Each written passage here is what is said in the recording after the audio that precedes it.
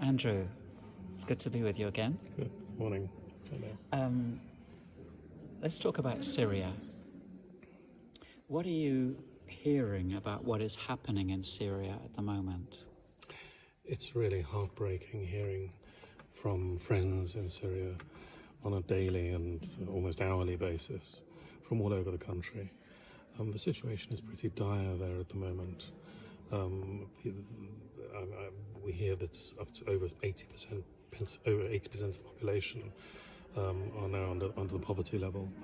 People are really struggling to feed themselves. There's very little work.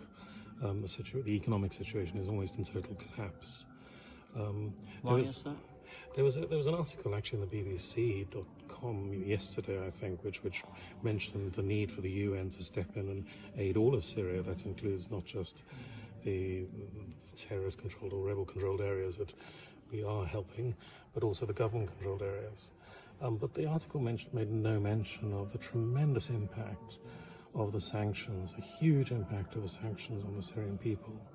Not only that, but of course, lately huge swathes of the wheat fields in the northeast have been burned by Kurdish troops, and actually American troops as well, preventing the wheat from getting into government-controlled areas. What about the oil as well? I mean, Syria has in the past had revenue. Absolutely, and the oil is being taken by America. So all the material that feeds the Syrian people, the resources that the Syrians have, is being literally stolen by the outside community. Is that suffering across the whole country, or is it particularly bad in certain areas?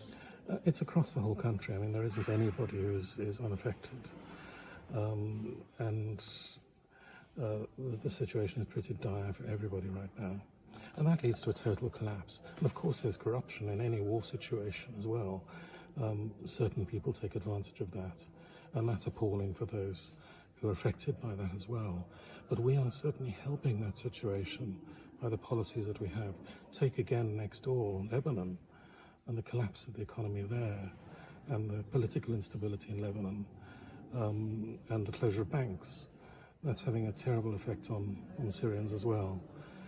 So it's a very, very serious situation, and our policies are compounding the dire impact of the war.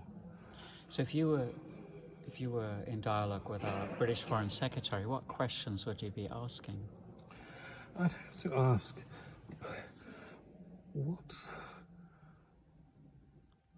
in what humanitarian sense can these policies of sanctions in a war in a country that's been devastated by 9 years of war, whatever the consequences, remotely be morally justifiable? Millions of people are suffering the consequences of war, and now the sanctions are compounding, and it's deliberate, it's political. On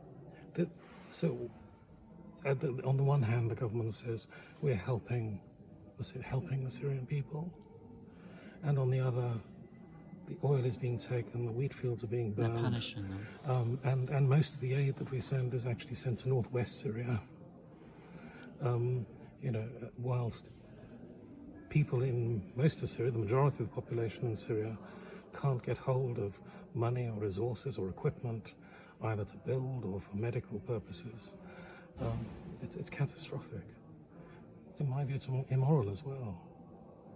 And we, the British people, or the British government, is helping prolong that. Do you see any likelihood of change in the short or medium term? With current attitudes that are held in political circles and in the media, and with all that's going on around the world, it's very difficult to see any change. But I think without a change, there could be catastrophic circumstances, not just for Syria, but of course in Lebanon and the region. Certainly Syria's not been high profile in the media recently in the way it was before. Is that just media fatigue? There may be an element of media fatigue, and of course everything that's been going on COVID-19 around the world. But I also wonder, there is no actual reporting about the reality on the ground inside Syria for most Syrians and the suffering they are facing as a consequence of Western policies. So they can feel forgotten. They can feel forgotten and do feel forgotten. So the change is needed. Andrew, thank you. Thank you.